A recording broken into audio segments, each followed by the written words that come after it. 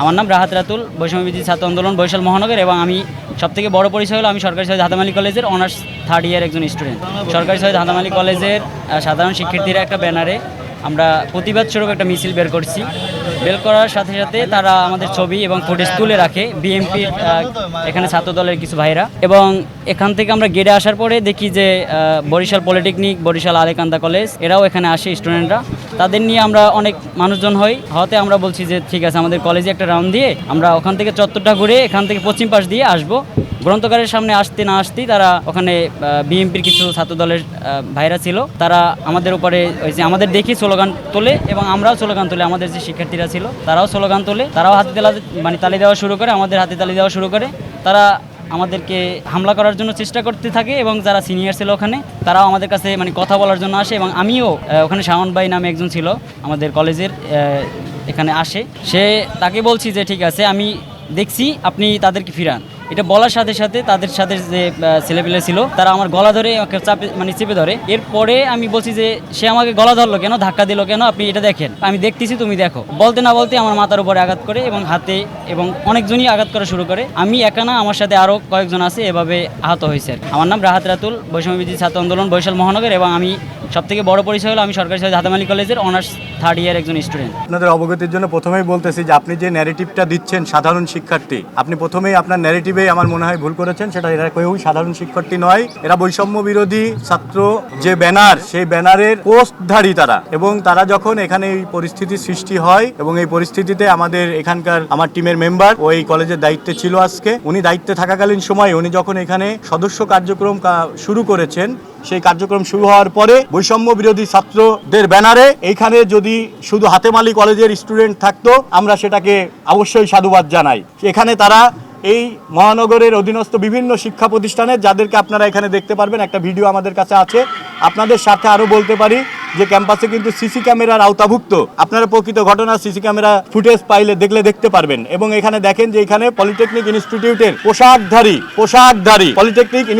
পোশাকধারী ছাত্রদেরকে নিয়ে এই ক্যাম্পাসে উদ্দেশ্য প্রণোদিতভাবে, যেটা গতকালকে কুয়েটে একটা মব সৃষ্টি করা হয়েছে, তারই ধারাবাহিকতায় আজকে তারা অন্য কোনো শিক্ষা প্রতিষ্ঠানে না পেরে তারা এই সকল শিক্ষা প্রতিষ্ঠানের যাদের খুবই নগণ্য সংখ্যক কিছু মানুষ, যাদের উদ্দেশ্যই ছিল যেখানে এই গণতান্ত্রিক কার্যক্রম, সেই গণতান্ত্রিক কার্যক্রমকে বাধাগ্রস্ত করার জন্য তারা উদ্দেশ্য প্রণোদিতভাবে তারা আজকে এই ঘটনাটা ঘটিয়েছেন।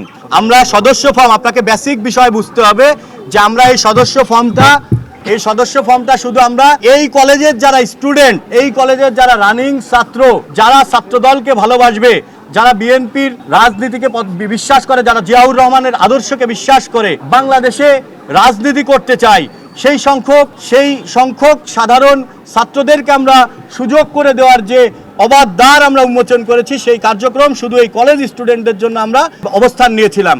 কিন্তু আমাদের এখানে কোনো বহিরাগত স্টুডেন্ট কিন্তু এখানে কেউ ছিল না। আমাদের কার্যক্রমটাই হচ্ছে স্ব কলেজে সবাই যার কলেজ সার্টিফিকেট এবং কলেজের প্রত্যয়ন সহ তার এসএসসি সার্টিফিকেট নিয়ে তারা আমাদের এই ছাত্র সংগঠনে সম্পৃক্ত হবেন, সদস্য গ্রহণ করবেন। দেশের প্রত্যেকটা শিক্ষা প্রতিষ্ঠানে ছাত্র রাজনীতি বন্ধ নয়, গুপ্ত রাজনীতি বন্ধ চায়।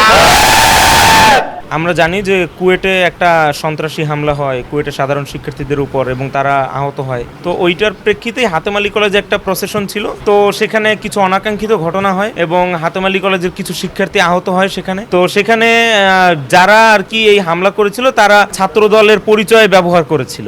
এখানে কাছাকাছি ছাত্র দলের যে কেন্দ্রীয় প্রোগ্রাম ছিল সেখান থেকে ছাত্র দলের কেন্দ্রীয় ভাইয়েরা এসেছেন এবং এখানে বর্তমানে মহানগর ছাত্র দলের সভাপতি আমার পাশে আছেন। সবাই মিলে আমরা বৈষম্য বিরোধী ছাত্র আন্দোলন থেকেও এখানে হাতেম আলী কলেজে যখন ছেলেরা আহত হয়েছে আমরাও এসেছি।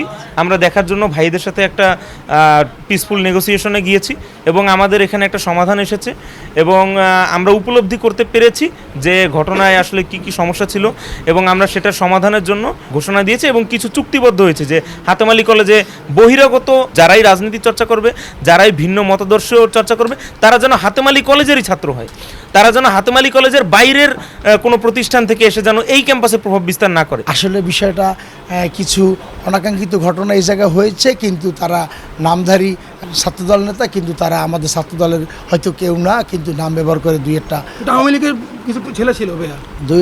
একটা অনাকাঙ্ক্ষিত ঘটনা হয়েছে। কিন্তু আমরা এটাকে আমরা বড় আকারে কিছুই না, আমরা নিজেরা এখানে এই বৈষম্য বিরোধী ছাত্রনেতা যারা আছে এবং এই হাতেমি কলেজ স্টুডেন্ট যারা আছে এবং আমরা এবং আমাদের দুই গ্রুপে সিনিয়র যে আমাদের এই হাতেমি কলেজের প্রিন্সিপাল স্যার আছে এবং শিক্ষক মণ্ডলী যারা আছেন তাদের হস্তক্ষেপে এবং জনসংগঠন আমরা সহাবস্থানে থেকে জানি কোনো এই সামান্য বিষয়ে জানি বড় কোনো ধারণ না করে, সেজন্য আমরা স্ব অবস্থানে থেকে আমরা এটা সমঝোতা করে ফেলেছি এবং এটা আমাদের সামান্য একটা তুচ্ছ ঘটনা, কিছুই একটা স্লোগান নিয়ে ঘটনা হয়েছে, জিনিসটা এখানেই সমাধান হয়ে গেছে। আমাদের অতি খুশির বিষয় এবং অতি ইসের বিষয় হলো যে আমাদের আমাদের এই কলেজের যে প্রিন্সিপাল এবং যারা অধ্যক্ষ স্যার আছে এই তিনজন এখানে যে আছে তারা অনেক অনেস্টি এবং আমাদের যে তারা অরিজিনাল যে শিক্ষকের পরিচয়টা তারা আমাদের কাছে আমাদের এখানে দিয়েছে এবং আমরা খুশি। এবং আমি মনে করি আমরা ভাই 5ই আগস্ট যেসব হাসিনা বিরোধী আন্দোলনে আমরা সবাই হাতে হাত মিলিয়ে এই আন্দোলনটা করছি, আমাদের মধ্যে আমি মনে করি কোনো ভেদাভেদ নেই। আমরা এই বিষয় এখানেই সমাপ্ত এবং হাতেমি কলেজে আমরা স্ব অবস্থানে আমাদের এই যে একটা কোটেশনে আমাদের কথা হয়েছে যে যারা এই কলেজের ছাত্র তারাই এই কলেজে সবসময় থাকবে এবং ছাত্র রাজনীতির সাথে বা যে যা করুক সেই স্ব সংগঠন নিয়ে সে সহাবস্থান করবে, এইটা আমরা সবাই সম্মতিক্রমে এবং আরও 3-4টা কোটেশন আছে আমরা সবাই যে একমত প্রকাশ করছি এবং এই বলে আমার সংক্ষিপ্ত বক্তব্য শেষ করছি। সবাইকে ধন্যবাদ।